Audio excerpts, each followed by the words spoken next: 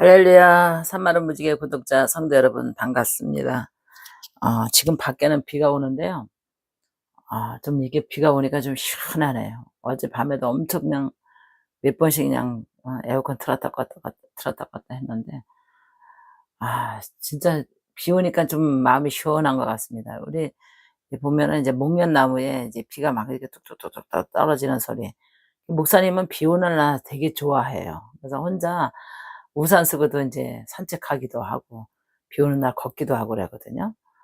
공원 이렇게 둘레길 걷기도 하고 그랬는데, 비 오는 날 적당하게 비 올 때 막 폭우같이 오는 날 말고 적당하게 이게 비 올 때 우산 쓰고 걸으면 너무 그 뭐랄까 낭만적이랄까 굉장히 목사님 좀 소녀 같은 그런 감수성이 있는 것 같아.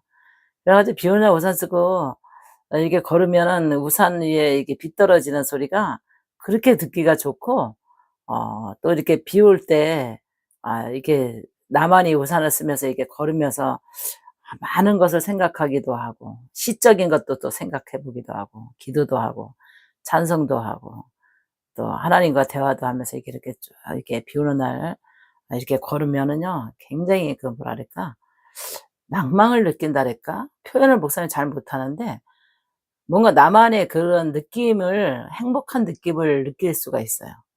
그래서 여러분, 비 오는 날 싫어하는 사람, 비 오는 날 더 우울해하는 사람이 있거든요. 목사님이 비 오는 날 기분 좋아요. 그래서 여러분, 비 오는 날 우울해하지 말고 적당한 비 올 때 나가서 우산 쓰고 이렇게 한번 산책해 보시길 바랍니다. 그래서 목사님은 굉장히 행복해요, 비 오는 날 이렇게 우산 쓰고 걸으면. 그래서 특이하다고 내가 그런 얘기하면 안 온 지혜 목사님들이 특이하다고 그래요. 비 오는데 뭐가 좋냐고. 질척거리고 귀찮고 뭐가 좋냐고 그러는데, 굉장히 저는 비 오는 날 좋아요. 그리고 또 하나님의 말씀 생각하면 좋잖아요. 이름 위한 배 축복. 참 우리에게 영적인 축복을 생각할 것을 믿고, 메마른 땅에 단비가 내려진다는 그런 느낌 갖고 나가면은 그냥 행복해요, 하나님이 주신 그 비에 대해서. 여러분, 오늘 비 오는데 좀 행복한 마음으로 우산 쓰고 한번 걸어 보시길 바랍니다. 오늘은 아동 정신병에 대해서 간증하고자 합니다. 이 아동 정신병. 점점 지금 아동 정신병 아이들이 많이 일어나는 것 같아요. 지금 애들도 많이 안 나는데, 또 이 나라를 대를 이어서 이 나라를 짊어지고 가야 할 그런 이 나라의 꿈나무들이잖아요, 아이들이. 근데 왜 이렇게 아이들이 정신병이 이렇게 어려서부터 이렇게 정신 분열이 일어나고 정신 착란이 일어나고 감정 조절이 안 되고, 이게 막 감정 기복이 심하고 불안 초조 장애가 있고 이렇게 생각을 해 봤는데요. 어렸을 때부터 우리가 신앙생활 할 때는 어려서부터 하나님의 말씀을 경청하게 하고 찬송하게 하고 예배드리는 그 자세를 심어 줬거든요. 그래서 저는 제가 신앙생활 할 때 굉장히 아이들한테도 부흥회를 하든 간에 예배를 드리러 가자면 무조건 1시간 전에 가서 앞자리를 선호했어요. 목사님의 설교를 들어야만 복을 받는다는 그런 주장으로 굉장히 앞자리를 선호하고, 아이들에게 1시간 전에 가서 우리 딸하고 아들하고 1시간 전에 그냥 뭐 금요철이라든가 부흥회나 이런 때는 굉장히 앞자리를 선호하고, 자녀들에게 이제 말씀을 듣게끔 어떤 공부도 어떤 적어도 비교할 수 없다, 나는 이렇게 생각하고 신앙으로 자녀들을 키웠는데, 지금 엄마 아빠들은 자녀들을 신앙으로 키우는 것보다도 공부로만 키우려고 하다 보니까 애들이 지금 마음껏 뛰어놀지도 못하잖아요. 뛰어놀 데도 없고, 또 이게 친구들끼리 이렇게 신나게 놀고 뛰어놀고 하는 운동장도 없고, 또 자연을 접하면서 이렇게 자연 곤충, 자연의 그 들꽃, 뭐 자연의 신비로움을, 이 하나님의 신비를 배우거든요. 자연 속에서 애들이 자연의 신비를 배워야 되는데, 그런 자녀들이 자연스러운 신비를 배우지 못하고 있잖아요. 학교에서 뭐 학습 체험이나 뭐 이런 거 이제 내줘서 인제 갔다 오기도 하고 또 부모들에게 인제 그런 기회도 주기는 하는데, 요즘 부모들이 맞벌이잖아요. 맞벌이다 보니까 그냥 애기들 낳아서 엄마 품에서 키우는 것이 아니라 할머니 손에서 키우게 되고, 또 우유 먹여서 키우게 되고, 이게 정서적으로 아기가 엄마 뱃속에 떨어지는 순간부터 애들이 정서적으로 굉장히 불안해요.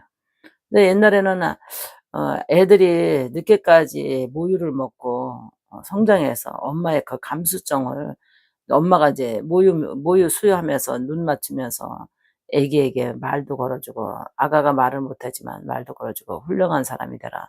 하면서 이 애기가 듣든지 안 듣든지 이렇게 대화를 많이 하면서 사랑을 주면서 "우리 아가 이쁘다."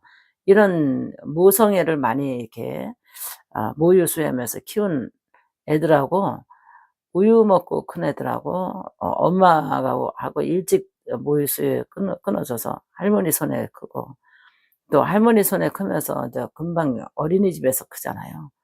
어린이집에 어 유 어린이집에 아기에서부터 한번 가잖아요. 기저귀 가방 들고 우유 가방 들고. 어린이집에 지금 뭐 인제 한 뭐 몇 개월만 돼도 5-6 개월만 돼도 아마 어린이집으로 보내잖아요. 그러니까 이 정서적으로 너무나 몇 번의 아가들이 충격이 있다 보니까 이 정신적으로 이게 커가면서 그게 증상이 나타나는 거예요. 불안장애, 초조장애, 정신분열장애, 이게 나타나는 거예요. 그래서 너무나 안타까운 거예요. 왜냐면 먹고 사는 그 가정 경제 때문에 맞벌이 부부 하다 보니까 애기들을 그래도 7 살까지는, 애기들이 7 살까지는 좀 이렇게 좀 엄마들이 품고 키우고, 이렇게 좀 정서적으로 안정하게 키우고, 신앙적으로든 이게 가정으로 이렇게 포근하게 감싸 안으면서 아이들을 이렇게 잘 7 살까지 키워서 학교 들어가도 애기들 1 학년이라도 애기거든요. 그래서 그냥 거의 10살 정도 돼야만 사리분별이 쪼끔 되거든요.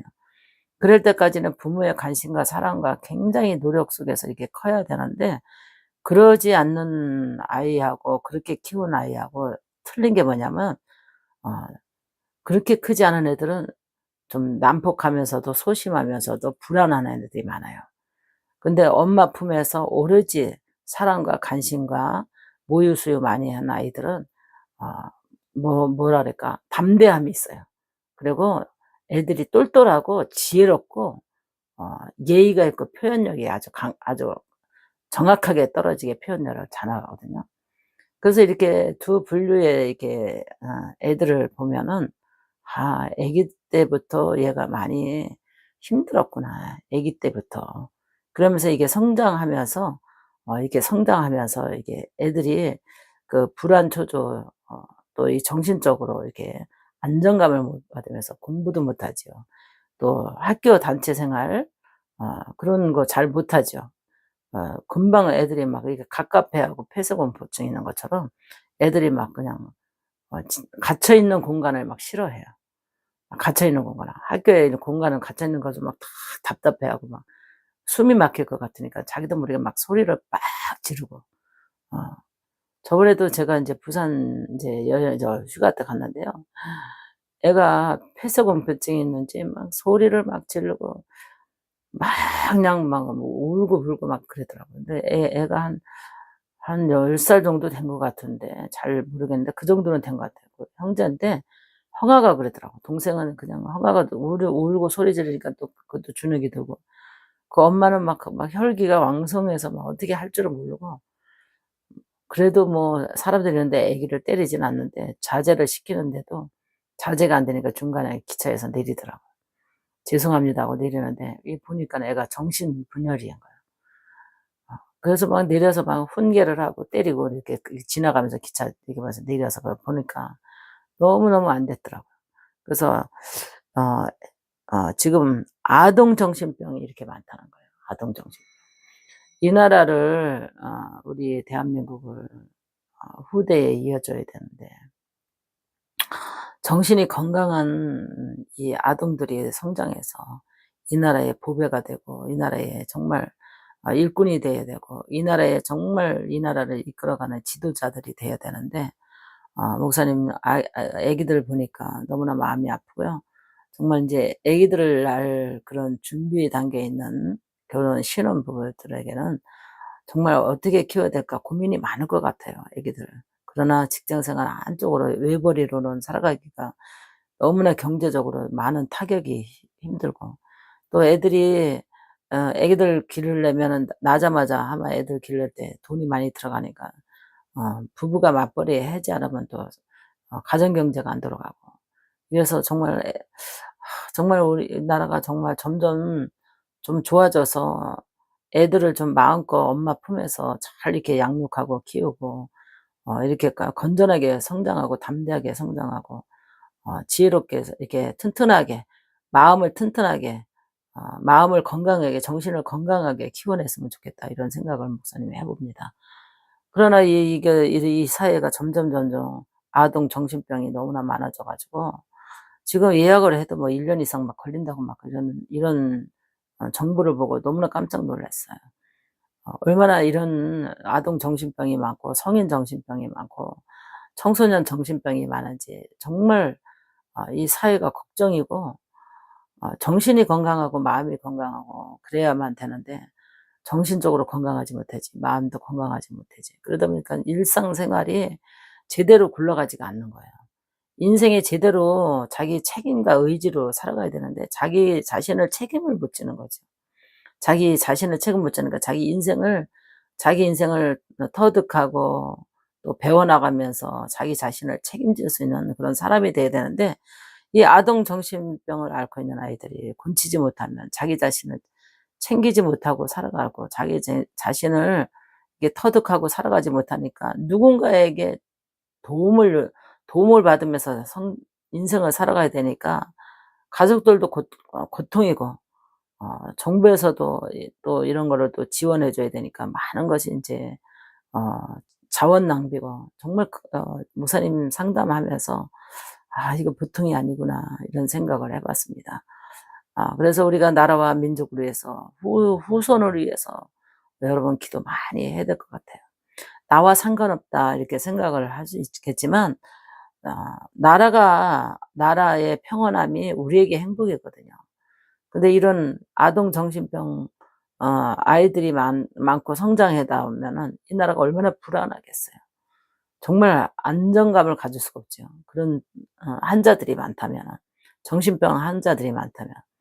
그래서 우리가 목회자들이 물론 나라를 위해서 기도를 많이 해야 되는데 아동 정신 이 심리적으로 많은 것을 관심을 좀 가져 줘야 될 것 같다, 이런 생각을 합니다. 그래서 심리치료 아동 심리치료도 많이 받아야 되는데 이 심리치료가 많이 비싸다고 그러더라고요.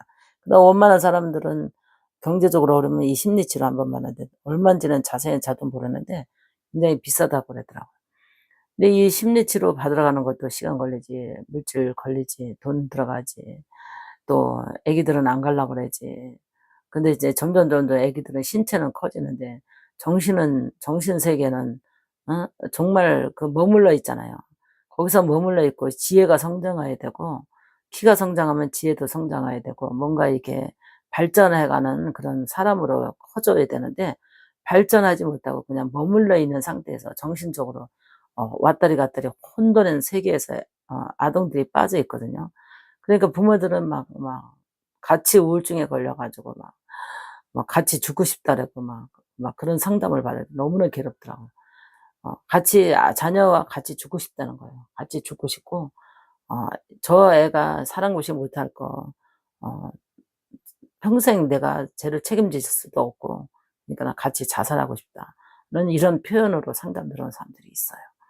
그래서 제가 말리고 기도하라고 하고, 뭐 목사로서 뭐 어떻게 하겠습니까? 기도 의회는 없으니까 기도하라고 하고 위로와 이게 안정감을 주기는 하지만 심각하다, 이런 것을 느낄 수가 있습니다.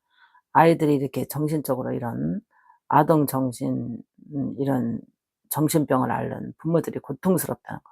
지금 우리 산마루 무지개를 통해서도 이런 상담이 지금 몇 차례가 들어왔거든요, 아동 정신병 때문에. 갑자기 이런 일이 일어나 가지고 부모들이 아무것도 두뇌가 할 수 없고 아무것도 할 수 없는 거예요. 이 애 하나만 지금 케어하기도 너무나 힘이 차고 괴롭다고 하더라고요. 이런 게 한 건이 아니라 지금 몇 건씩 이렇게 나오다 보니까 심각하구나 지금. 아동 정신병이 심각하구나 이거를 목사님도 인지했습니다. 그래서 정말 기도를 많이 해야 돼 갖고 교회에서도 정말 목사님들이 이게 좀 주일학교나 학생도 관심을 갖고 이 학생들과 주일학교들이 정서적으로 안정되게 축복 기도를 많이 해 줬으면 좋겠다 이런 생각도 해 봤습니다. 어린아이들이라고 어린아이 같지 않으면 천국에 올 자 없다 그랬는데 이 어린아이들이 심리가 병들고 정신세계가 병들어 버렸으니 얼마나 마음이 안타깝고 불쌍하고 그거를 겪고 나가는 부모들은 갈팡질팡하고 인생의 모든 리듬이 다 깨져버린 거예요. 경제관념도 깨져버리고 시간관념 뭐 자녀들에게 묶여 가지고 완전 정신적으로 패폐해져 가는 걸 볼 때 가족이 다 병들어 버리더라고요. 그래서 우리가 기도를 믿는 자들이 정신세계에 이렇게 아동 정신세계 정신병으로 앓고 있는 이런 가정이 많다는 것을 여러분 알고 그래서 기도를 많이 정말 영적 세계에 놓고 기도를 많이 해야 되겠다는 생각을 해 봤습니다. 여러분 주변에 이런 고통을 겪는 가족과 아동이 있으시면 중보기도 많이 해 주셔서 승리할 수 있도록 여러분 영적으로 도움 많이 주시길 바랍니다. 목사님 기도하고 퇴장하겠습니다. 살아계신 아버지, 이 시간에도 하나님께 기도합니다.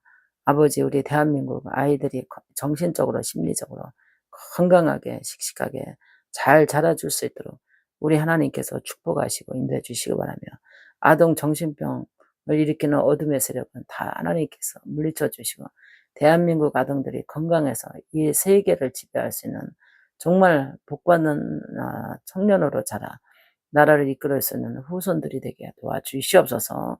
하나님의 함께 주시리라 믿고 예수님의 이름으로 기도합나이다. 아멘.